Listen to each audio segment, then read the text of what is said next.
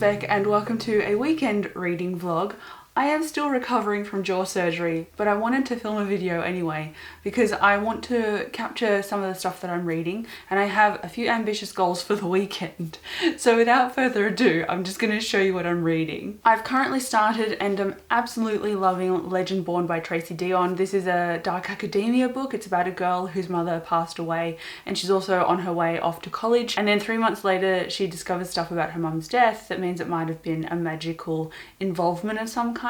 And there's this whole under society of magic wielders and magical creatures and demons and stuff at this university, and there's gates and everything, and this character is intrinsically linked to it all and kind of pushes her way into it, which is pretty awesome so far. And usually I expect a fantasy book or urban fantasy book to sit down and explain stuff to me, and this one very much did. But when it did that, I was quite impressed with the way that it was all captured, and it didn't feel like it was sitting me as the reader down and going, here's all this information. It was actually woven quite well into the book, and I have a lot of respect for it for doing that. So I'm again looking forward to finishing this. I'm really enjoying it. At the moment it's about 4 stars. I wish it would be a 5 stars because it was on a 5-star prediction video, and I'm hoping that it can get to that point because obviously I'm really enjoying it and I haven't even reached halfway through. I think I'm just over 100 and something pages and it's about 500 pages long, so it's going pretty well so far. My face is so swollen still, but bear with me. The next one is The Ninth Reign, and I'm 100 pages into this one as well, and this one I'm not loving very much, and I don't know why. I think it's a combination of the writing style and the pace, and that there are multiple characters in here and I'm not interested in all of them. I think that's just a mixing pot of would rather not read it even though it's not a bad book, and I'm gonna give it like 50 more pages, and after that I'm gonna DNF it because linking to some of my goals for 2022, I don't want to stick to books that I'm not really loving that much. I think it's really going to free up some of my mental energy to keep myself motivated if I just DNF books straight away. So I stuck with Empire of the Vampire, I stuck with The Great Hunt. I'm not doing that anymore, I'm not. So if this isn't really my vibe, then I'm not going to continue, but I thought that it would be amazing. It's a fantasy book as well, and it's about multitudes of characters. One of them is like this kind of vampire, and his culture usually feeds off this tree sap, and that's what's kept them young and vitalized. But this tree has died, and so they've switched from the tree sap to human blood, and it's caused a massive blood plague. So on the back of that, this character's like, I don't want to just sit around here, wait for the blood plague and then die. I'm going to go out and adventure. So he's done that, and then there's also this woman who's in her early 40s, and you know that she's got experience behind her, but you're not really sure what kind. She's running this vineyard and she's growing all these plants and protecting it from all of these massive creatures, which is pretty cool. And these two are on a collision course in a good way. I think they know each other already, and so they are on this quest together because it's done a few like time skips and flashes forward. So there's those two, and then there's this other woman who is part of this kind of faction of women that are kept prisoners, and they can all do magic of some kind, and apparently it's quite dangerous, but you're not really sure why or how. And I'm really only interested in the woman who is like in her 40s. That's the only one I'm really interested in. Maybe some of the vampire guy like a little bit, and I'm not interested in the chick who's the prisoner at all. So the pace of the book is really slow for that reason, and I don't want to get bogged down. So I might end up just DNFing this. I anticipate that's what I'm going to do. I've seen a lot of people loving this and I wanted to love it as well, but if it's not meant to be, it's not meant to be, and I've just got to leave it be. So as well as these two, I'm also listening to an audiobook, and I want to spend this weekend predominantly trying to finish Legend Born because ultimately this is what I'm enjoying the most. So if I can finish this and get 50 pages into this, then I'm considering myself super duper successful. But I also want to read The Bone Shard Emperor, and that is the second book in the Drowned Empire series, and I listened to the first book and really liked it. I gave it 4 stars. I'm really enjoying the second book, and the general scope of this one again is a multiple perspective book. I keep picking up multiple POVs, maybe I just need one POV. Anyway, this book is about multitudes of characters again. One of them is an heir to a throne and she's trying to learn her father's secrets of bone shard magic, and then another one is this smuggler named Jovis, and he's lost his wife because she was literally kidnapped, by this ship with blue sails, and he's trying to track this ship down. That's ultimately his mission. He gets caught up with saving children from the bone shard tithe and the festival, which is where the emperor removes a bone shard. And later on, if that bone shard is used in magic, then that person's life force rapidly depletes. So ultimately people want to get rid of their children in a way to save them so that they can go to a different place and not have their bones harvested. So that's what he gets caught up in. He becomes a smuggler. So Jovis was the most interesting one to me. There was also another character named Lynn, and then another character named, it started with P and it had like an F sound, and I can't remember her name. But there was a female-female romance in there somewhere with some kind of royalty dating a commoner. And then the other character I'm talking about, I'm confusing her because she's named Lynn, and she is the daughter who is heir to the throne. So there's 2 heirs to the throne, there's a smuggler, and I think that's all. But there was an animal companion trope in the first book and carries on to the second, which I love. And I like the tone and how this book didn't bog me down with the pace. I was evenly interested in everybody and then more interested in Jovis. And in the first book, it set up a bunch of like tendrils of magic stuff, and now it's starting to explore them more. So I'm really looking forward to seeing all of that come about even more, because some characters in here have just made the rain stop, which is really cool. It was like, in my head, I imagined it very cinematic and slow motion and coming to an absolute halt. Was really awesome. So I'm looking forward to reading the second book, and I've got 5 hours left of the audiobook. I listen at double speed, so hopefully I can get it done pretty quickly. I plan to listen to that while playing Animal Crossing, but ultimately I'm prioritizing these 2, so if I don't get to it, I don't get to it. And then lastly, it's the last book that I want to talk about, and that is Middle Game by Seanan McGuire. This is also on my end of year TBR, and I was hoping to get to this if I finished these books, because at the moment I'm on a real upswing with my reading. I think recovery, obviously I've not been at work because I'm still recovering from my jaw surgery, so because I've been in recovery, it's helped me feel a lot less stressed and kind of decompress myself mentally after being through such a stressful 2 years. So because I've been able to do that, I've been more interested in reading. Go figure, because I'm less stressed. So if I can get through all of the stuff here, I will get through this as well. I'll at least give it a try. I want to start it, but if I don't get through it for this vlog, I probably won't. It's only a weekend vlog, not a week-long reading vlog. I need to keep reminding myself of that, because realistically, I'm not going to get through a ton of stuff, but I do want to read some stuff. So these are the books that I'm hoping to get through. Let's see if I can do that, I guess.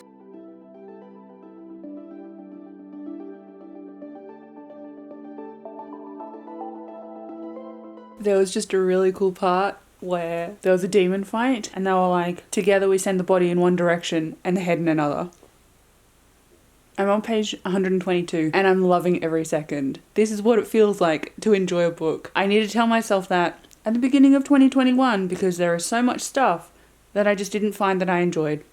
And this is awesome, and I'm really liking it. Okay, it is 9 o'clock at night. I have my book. I'm 220 pages in and loving it more and more. There have been a few more explanations, which I don't mind because they're delivered in a very believable way, not a sit the reader down and explain everything to them about the world. It's kind of in that vein, but I don't feel like it's condescending at all. I feel like it's quite interesting, and even though there's a lot of terminology thrown around that I don't quite have the language to describe directly, I understand it a lot more when it's explained and then it's acted upon. And a lot of the times it is being acted upon, so I'm quite invested, to be honest. In addition to my book, I have my decaf coffee, don't panic, and also my panettone.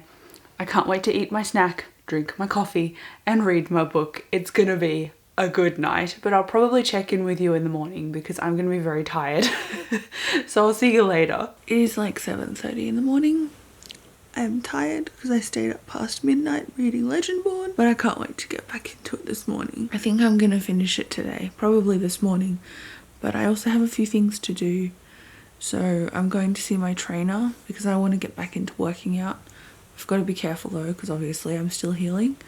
And then after that, I've also got lunch with some friends at an all-you-can-eat buffet, and I'm so excited.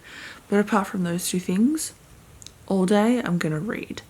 So I need to get up and have a coffee and then smash out some more pages of Legendborn, which I got to page 350 or 360 last night, and I found that it is delightfully queer and it touches on issues of racism and does so very well. I love how all the themes are balanced. I love that it is such a book that just brings queer characters in a very seamless way as well. It's just such a good book, and I think I might end up giving it 5 stars if the ending is really good. I've already been thinking about pre-ordering the sequel, so that only means good things. I just finished this book and I am so upset that I've already filmed my best books of 2021 because I should have read this before I filmed that video. But how did I know that this was going to be a favourite? I gave this 5 stars and I'm going to straight up go and pre-order the next book like I said this morning because there's just so much I loved about this. It had Arthurian legend, it had a dark academia, secret society with magic, it had discussion about queerness, queer characters, racism, colonization and some dark topics in there as well. And just such good characters. There were so many characters and so much terminology that I thought I'd get lost, but I actually care about everything going on in here. And I was surprised. This plot twisted me and I thought it would go down familiar trodden tropey paths like setting up a love triangle. It didn't. And I was really afraid that it would, but it didn't. And the relationships in here and the romances were just really healthy. And I'm just so happy that this is such a good book. Anyway, I'm going to go and pre-order the next book and probably play some Animal Crossing and relax and listen to the Bone Shard Emperor because I've still got like 5 hours left. I'm not going to finish it tonight, but at least I can get some of it read because this weekend alone, I've now read 400 pages or maybe 500. I think I started this weekend. So I've read 500 pages. That is already a win for me and I can only go up from here.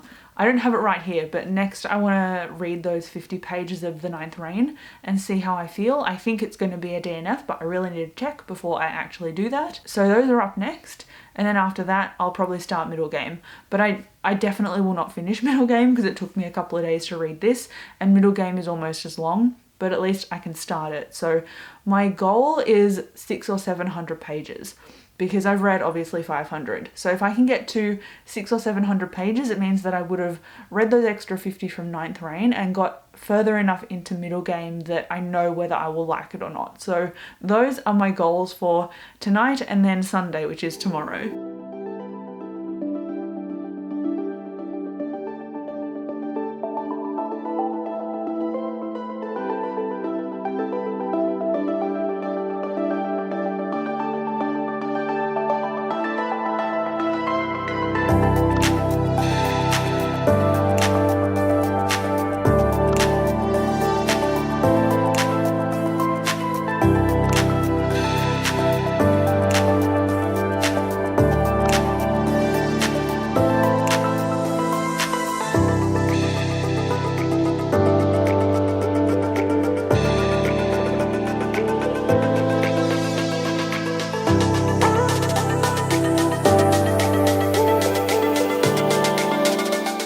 Again, it is now Sunday morning. I've had a coffee, I've eaten breakfast, and I've read 30 pages of The Ninth Reign.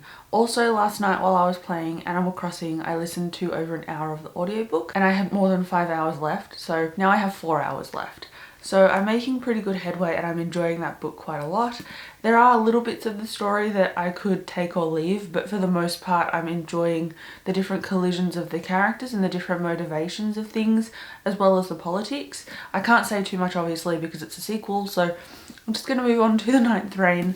This is a book that I feel like I could love, but I don't know why there is just a disconnect for me. There are very interesting things about the world and it seems like it's almost apocalyptic, but people are trying to survive anyway, and Vintage and Tourmaline are the two characters that I'm very much interested in. Tourmaline is one of those characters that is one of like the vampire kinds of people. He had his tree, the god tree, die, and for 400 years he's lived, and he's now kind of trying not to drink human blood because it will accelerate the blood plague in him, and he doesn't obviously want to die.